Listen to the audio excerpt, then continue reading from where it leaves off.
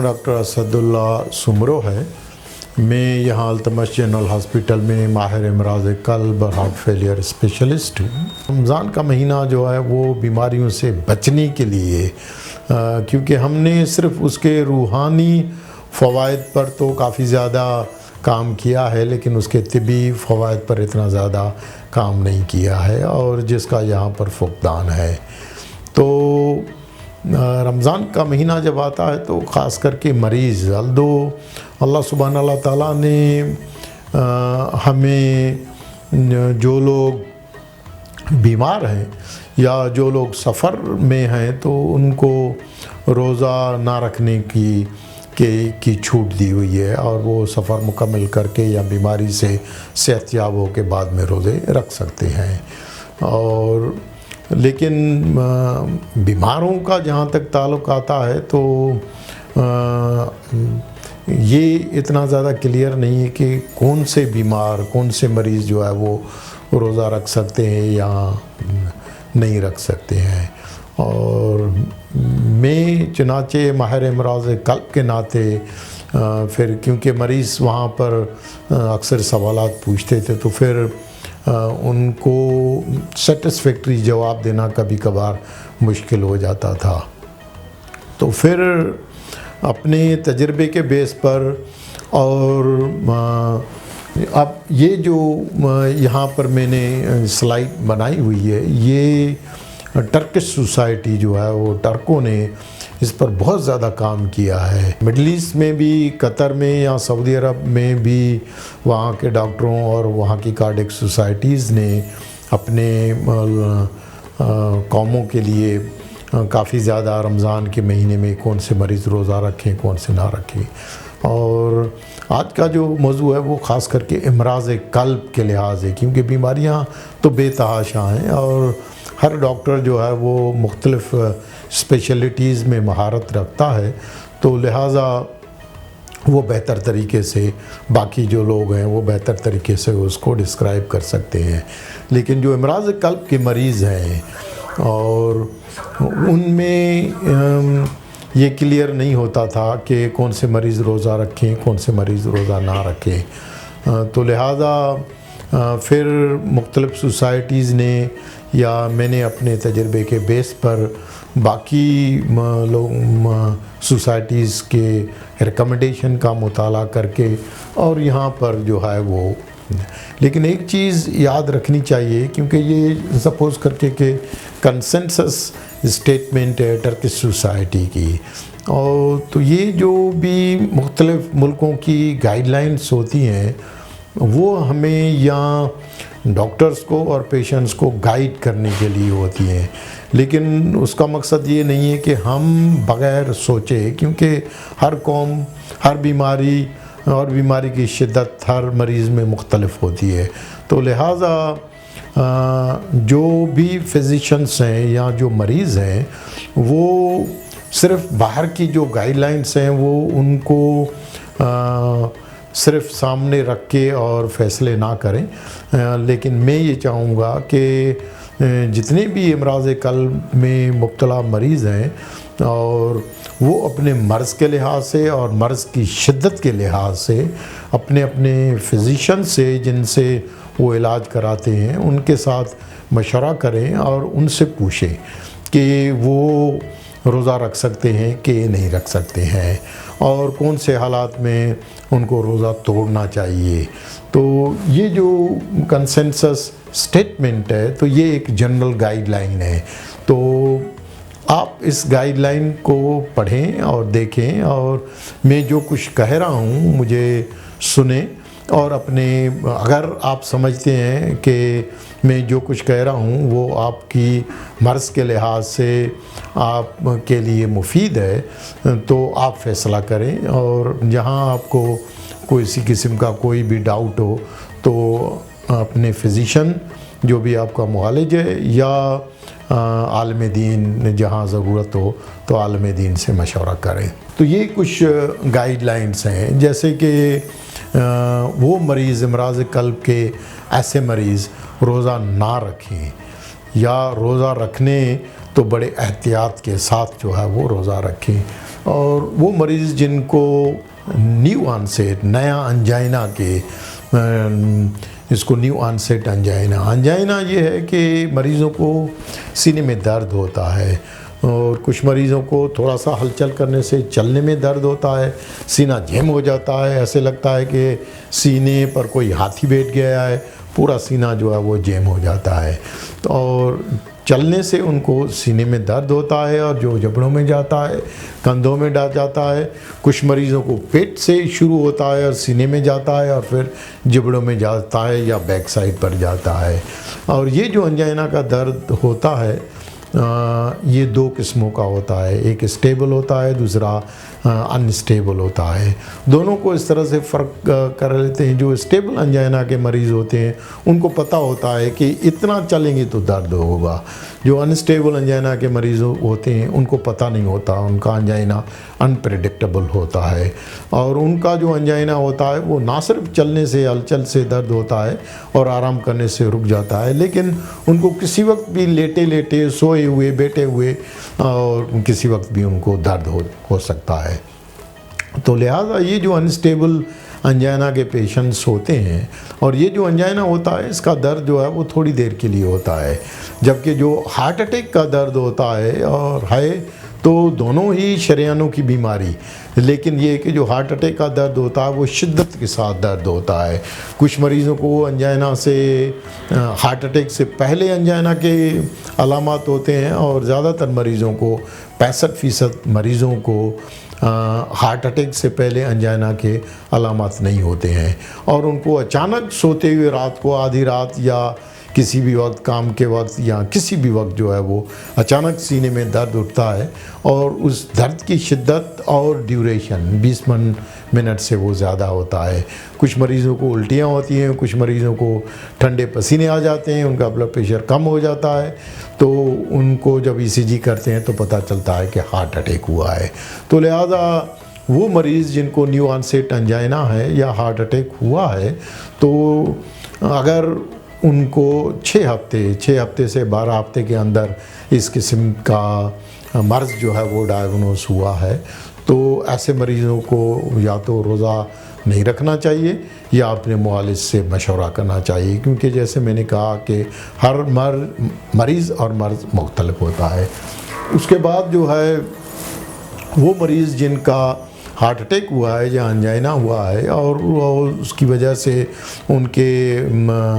جو ہیں علاج ہوئے ہیں، خاص کر کے جن کو اینجیوپلاسٹی ہوئی ہے، جس کو ہم کورونری انٹرونشن یا پرائمری اینجیوپلاسٹی بھی کہتے ہیں، PCI بھی کہتے ہیں، یا وہ مریض جن کو ریویسکولرائزیشن ہوئی ہے، کیبیج ہوئی ہے، بائی پاس آپریشن ہوا ہے،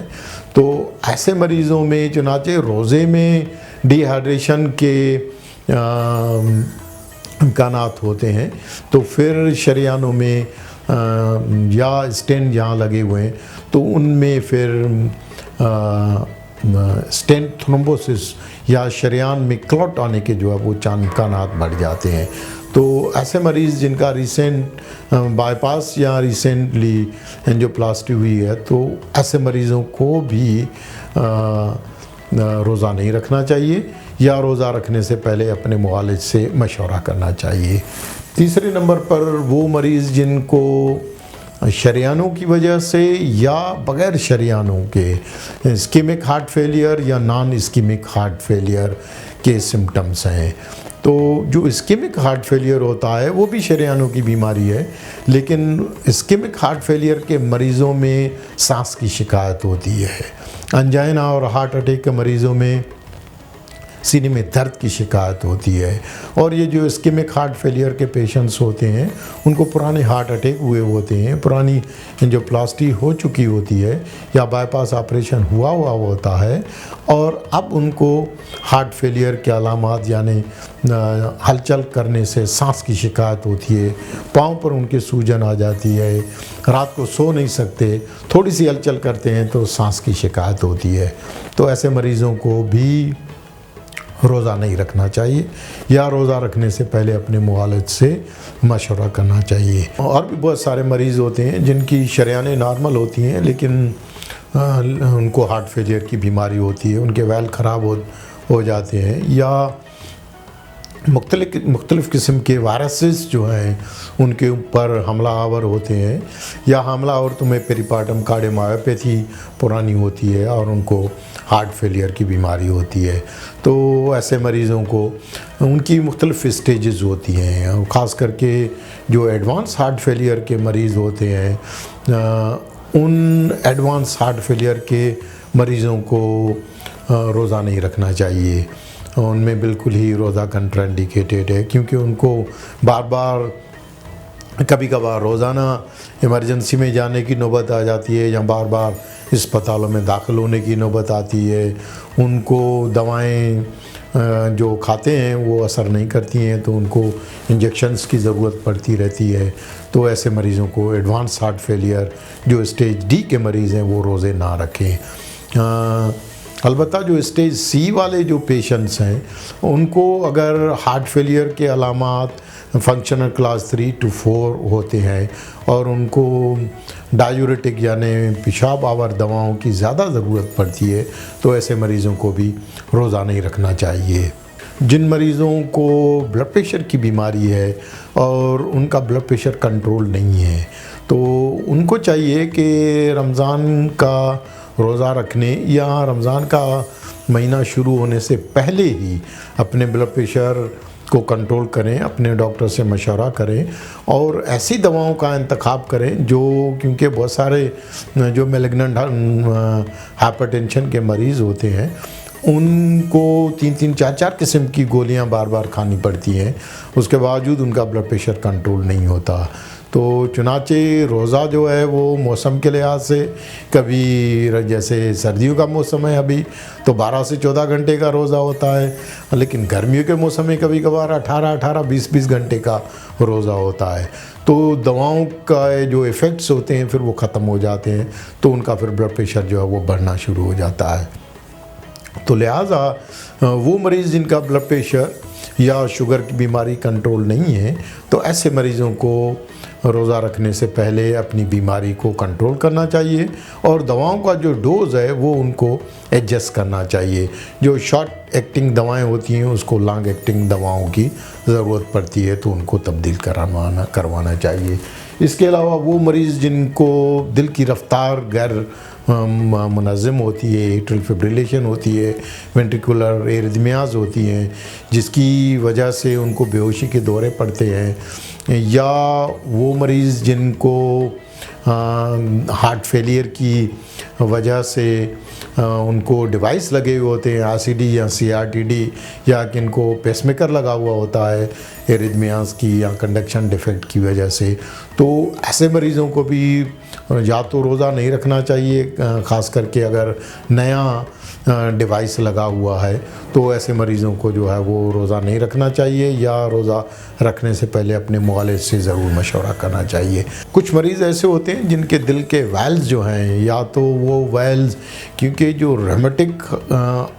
فیور ہے اور اس کی وجہ سے ریمیٹک ہارٹ ڈیزیز ہوتی ہیں وہ ہمارے گاؤں میں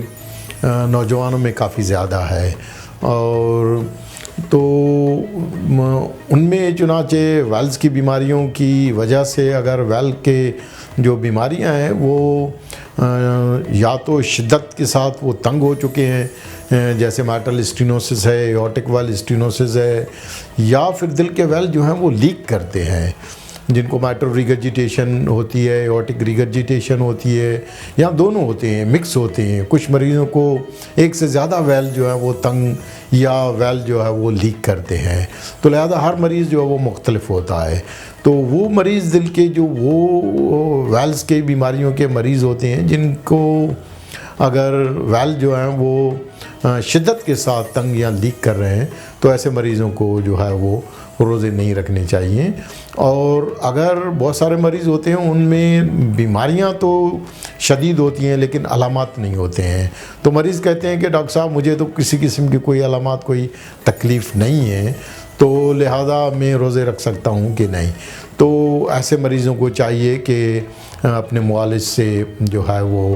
مشورہ کریں، لیکن جن کے ویلز جو ہیں وہ کافی زیادہ شدت سے لیک یا تنگ کر رہے ہیں تو گائیڈ لائن کے لحاظ سے ان کو روزہ جو ہے وہ نہیں رکھنا چاہیے۔ اس کے علاوہ دل کی مختلف پیدائشی بیماریاں ہوتی ہیں، اور خاص کر کے جن کی کمپلیکس سائنوٹک کنجنیٹل ہارٹ پرابلمس ہوتے ہیں، اور کچھ مریضوں کے وہ کریکٹڈ ہوئے ہوتے ہیں لیکن ان میں ریزیڈیول پرابلمس ہوتے ہیں یا ان کی پیچیدگیاں ہوتی ہیں، ان کو پلمونری ہائپر ٹینشن ہوتا ہے، تو ایسے مریضوں کو بھی روزہ نہیں رکھنا چاہیے، کیونکہ پانی کی کمی کی وجہ سے، ڈی ہائیڈریشن کی وجہ سے ان کا یہ جو امراض ہیں سائنوٹک ہارٹ پرابلمس جو ہیں وہ جو ہے وہ ورس ہو سکتے ہیں۔ تو لہذا ایسے مریضوں کو بھی روزہ نہیں رکھنا چاہیے۔ اگر وہ روزے رکھ رہے ہیں تو اپنے ڈاکٹر سے روزہ رکھنے سے پہلے ڈاکٹر سے ضرور مشورہ کریں۔ اس کے علاوہ کچھ مریض ہوتے ہیں جن کو دل کے مختلف امراض کی وجہ سے ان کے ریسنٹ آپریشن ہوئے وہ ہوتے ہیں، دل کے ویلز کی بیماریوں کے آپریشن ہوئے ہوتے ہیں، یا دل کی پیدائشی بیماریوں کے ریسنٹ آپریشن ہوئے ہیں، یا دل کی جو جھلی ہوتی ہے پیریکارڈیم اس کے آپریشنس ہوئے ہوتے ہیں۔ اگر ان کے آپریشن تازہ ہوئے ہوتے ہیں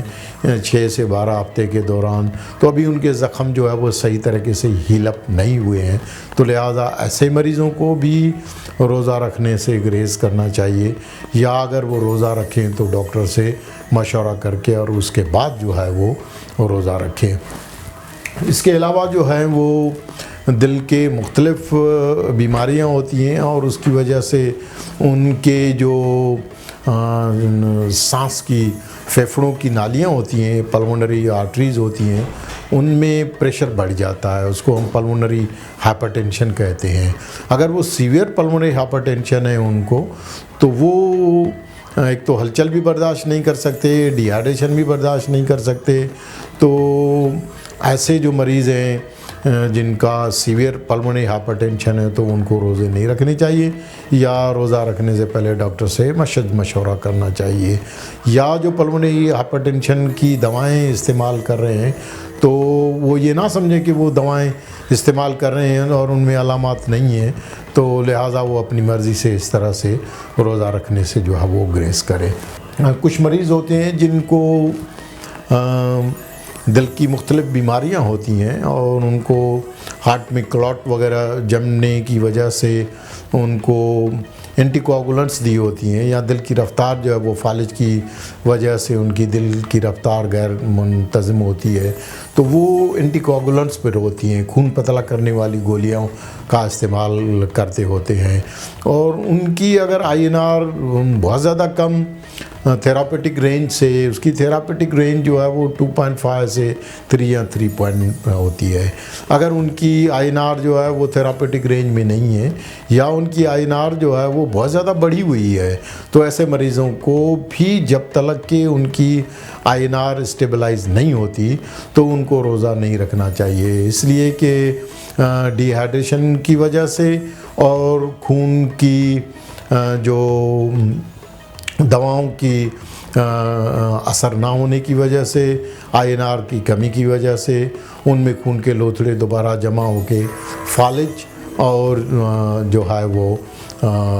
ویل جو ہے ان کا، اس میں خون کا لوتھڑا جمنے کے امکانات زیادہ بڑھ جاتے ہیں، تو لہذا ایسے مریضوں کو بالکل احتیاط کرنا چاہیے۔ آخر میں وہ مریض جن کو دل کے مختلف امراض کی وجہ سے ان کو heart failure, advance heart failure ہو چکا ہے، اور ان کی دل جو ہے وہ تبدیل ہو چکی ہے، جس کو ہم ہارٹ ٹرانسپلانٹ کہتے ہیں، یا ان کو ایلویٹ لگا ہوا ہے، میکینیکل سرکولیٹری سپورٹنگ ڈیوائس لگے ہوئے ہوتے ہیں، جن کو ہم لیفٹ وینٹریکولر اسسٹ ڈیوائس کہتے ہیں، اور اگر ان کو ڈیسٹینیشن تھیراپی کے طور پر ان کو ڈیوائس لگے ہوئے ہیں، تو ایسے مریضوں کو بھی روزہ نہیں رکھنا چاہیے، یا روزہ رکھنے سے پہلے اپنے ڈاکٹروں سے رجوع کرنا چاہیے۔ تو یہ تھے ریکمنڈیشنز جن کے بیس پر مریضوں کو، جو امراض قلب کے مریض ہیں، ان کو روزہ نہیں رکھنا چاہیے، یا روزہ رکھنے سے پہلے اپنے معالج سے مشورہ کرنا چاہیے کہ ان کا مرض اور ان کا مرض کی شدت کی وجہ سے روزہ رکھنا چاہیے کہ نہیں، اور اگر ان کو دوائیں ایڈجسٹ کرنی ہے یا بیماری کے ورس ہونے کے امکانات زیادہ ہیں تو ان کو روزہ نہیں رکھنا چاہیے۔ میں یہاں روزانہ التمش جنرل ہاسپٹل میں صبح اور شام کلینک کرتا ہوں۔ اگر اس معاملے میں کسی کو بھی کوئی مشورہ کرنا ہو تو ٹیلی فون کے ذریعے یا واٹس ایپ کے تھرو جو ہے آپ مشورہ کر سکتے ہیں، یا آ کر آپ وزٹ کر کے اور مشورہ کر سکتے ہیں۔